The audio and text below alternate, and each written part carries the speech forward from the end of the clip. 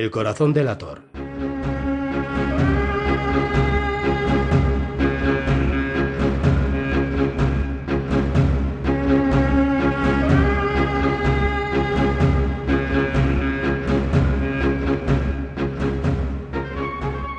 Debo confesar que soy nervioso, muy nervioso, tremendamente nervioso. Lo he sido siempre y lo sigo siendo, pero ¿por qué os empeñáis en decir que estoy loco? La enfermedad había aguzado mis sentidos, pero no los había destruido ni embotado. Sobre todo tenía un oído agudísimo. Oía todas las cosas del cielo y de la tierra, e incluso muchas cosas del infierno. ¿Cómo pues puedo estar loco? Escuchad. Escuchad y observad con cuánta cordura y con cuánta calma puedo contaros toda la historia. Es imposible decir cómo entró de primeras la idea en mi cerebro, pero una vez concebida, me persiguió día y noche. Motivo no lo había. Pasión no la había tampoco. Yo quería al viejo. Nunca me había hecho mal, nunca me había insultado. Su oro no lo codiciaba yo. Creo que era su ojo, sí. Eso era. Tenía un ojo de buitre, un ojo azul pálido con una catarata en él. Siempre que se fijaba en mí se me helaba la sangre. Y así, muy gradualmente, decidí quitar la vida al viejo y de esa manera librarme del ojo aquel para siempre. Ahora viene el quiz. Me creéis loco, ¿verdad? Pero los locos no tienen idea de nada. En cambio, deberíais haberme visto a mí. Deberíais haber visto cuán sabiamente procedí y con qué precaución, con qué cautela, con qué disimulo puse manos a la obra. Nunca estuve más amable con el viejo que durante la semana anterior a su muerte, y cada noche, a eso de las 12, giraba el picaporte de su puerta y la abría. ¡Ah! ¡Con qué suavidad! Luego, cuando la había abierto lo suficiente para pasar la cabeza, metía una linterna sorda, tapada, toda tapada, para que no se escapara ni un rayo de luz, y luego introducía la cabeza. Os habríais reído viendo cuán hábilmente la introducía. La movía muy lentamente para no turbar el sueño del viejo. Me llevaba 1 hora pasar la cabeza entera por el resquicio hasta poder verle tendido en la cama. ¿Acaso un loco habría actuado con tanta prudencia? Y luego, cuando tenía bien asomada la cabeza a la habitación, destapaba la linterna cuidadosamente. ¿Con qué cuidado? Claro, las bisagras chirrían. La destapaba justo lo necesario para que un solo y tenue rayo de luz cayera sobre el ojo de buitre.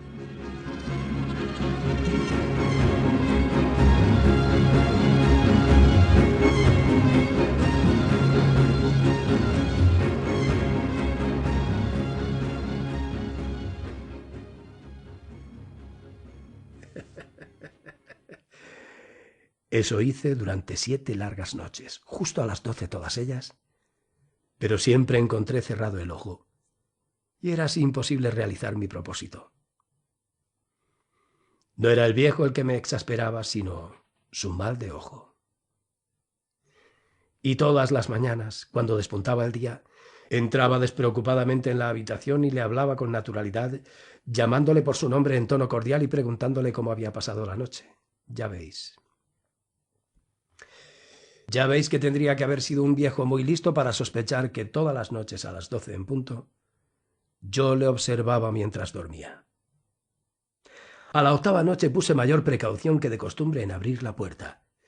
El minutero de un reloj se mueve más deprisa de lo que se movía entonces mi mano. Nunca hasta esa noche había sentido la magnitud de mi propio poder, de mi sagacidad. Apenas podía reprimir mi sensación de triunfo. Pensar que yo estaba allí abriendo la puerta poco a poco y que él ni siquiera soñaba con mis secretas actividades y mis pensamientos. Reí entre dientes ante aquella idea y quizá me oyó, porque se revolvió de pronto en la cama como si se sobresaltara. Ahora pensaréis que me retiré, pero no. Su habitación estaba negra como boca de lobo de densas que eran las tinieblas, pues los postigos estaban echados cuidadosamente por temor a los ladrones. Yo sabía, por lo tanto, que él no podía ver el resquicio de la puerta y continué empujándola poco a poco. Tenía ya la cabeza dentro y estaba a punto de abrir la linterna cuando mi pulgar resbaló sobre el cierre de metal y el viejo se incorporó de un salto en la cama gritando: «¿Quién anda ahí?». Permanecí completamente inmóvil sin decir nada. Durante 1 hora entera no moví ni un solo músculo y en ese tiempo no oí que volviera a acostarse. Continuaba sentado en la cama, escuchando, exactamente como yo lo había hecho noche tras noche, los ruidos de la carcoma de la pared. Luego percibí un débil gemido y supe que era un quejido de quien es presa del terror mortal. No era un gemido de dolor o aflicción, no. Era el sonido quedo y ahogado que sale del fondo de un alma abrumada de espanto. Yo conocía perfectamente aquel sonido. Muchas noches, al filo de las 12, cuando todo el mundo dormía, había brotado de mi propio pecho, intensificando con su pavoroso eco los terrores que me enloquecían. Repito que lo conocía perfectamente. Sabía lo que el viejo estaba sintiendo y me compadecía de él, aunque la risa me llegase al corazón. Sabía que él continuaba despierto a raíz del primer leve ruido, cuando se dio la vuelta en la cama, y desde entonces sus temores habían ido en continuo aumento. Había estado diciéndose a sí mismo: no es más que el viento en la chimenea, es tan solo un ratón que ha corrido por el suelo. Y pudo decirse también: será simplemente un grillo que ha dejado escapar un chirrido. Sí. Había estado probando a darse ánimos con esas suposiciones, pero todo era en vano. Todo en vano. Porque la muerte, al aproximársele, había proyectado su gran sombra negra envolviendo en ella a la víctima. Y era la influencia fúnebre de la sombra invisible la que le hacía sentir, aunque no viera ni oyera, sentir, sí, la presencia de mi cabeza dentro de la habitación. Cuando hube esperado largo rato con la mayor paciencia, resolví abrir una pequeña, muy pequeña rendija en la linterna, y así lo hice. No os podéis imaginar cuán furtivamente, con cuánta suavidad, hasta que al fin un único rayo de luz tenue como un hilo de telaraña salió por la abertura y fue a caer de lleno sobre el ojo de buitre. Estaba abierto por completo, y al mirarlo me enfurecí.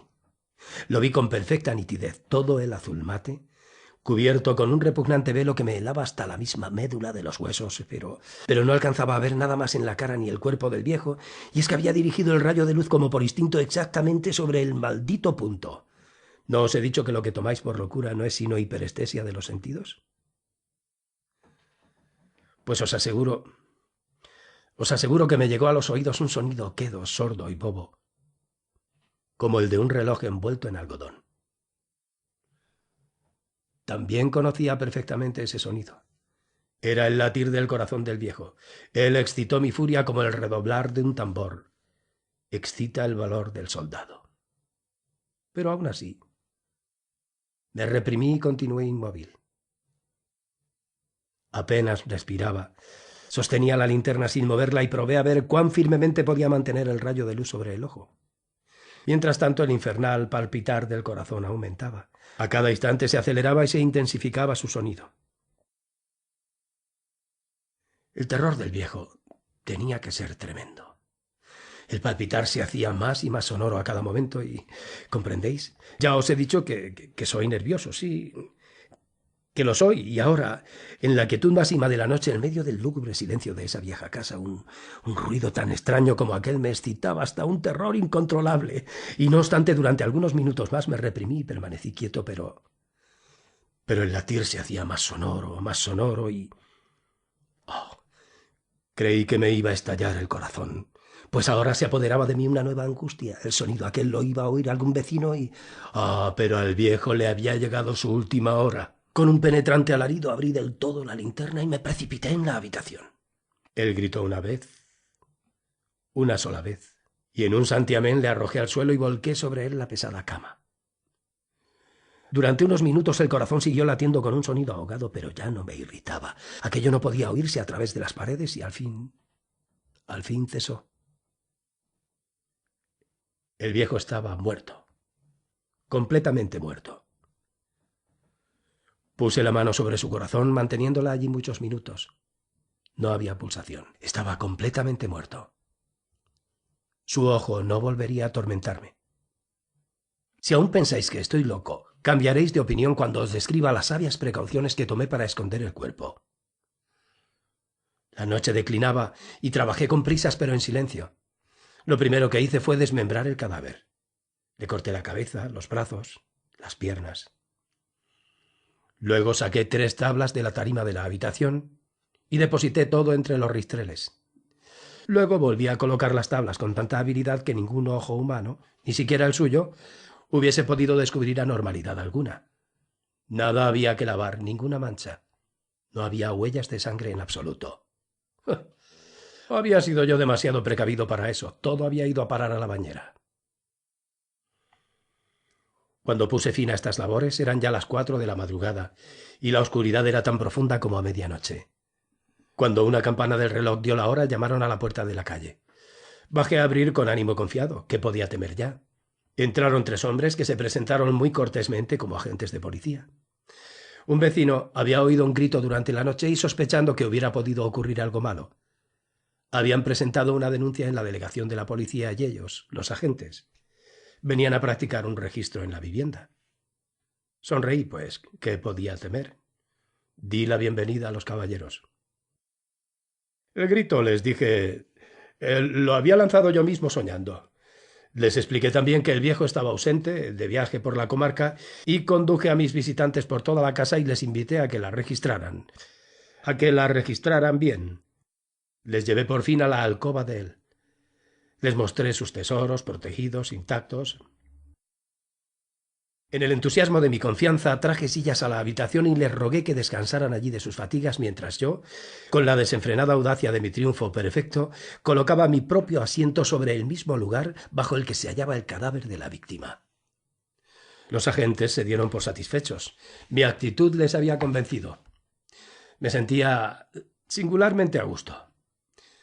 Se sentaron y mientras yo les respondía con jovialidad, charlaron de cosas familiares, pero al poco rato me sentí palidecer y deseé que se fueran. Me dolía la cabeza, sentía un repiqueteo en los oídos, pero ellos seguían allí sentados charlando.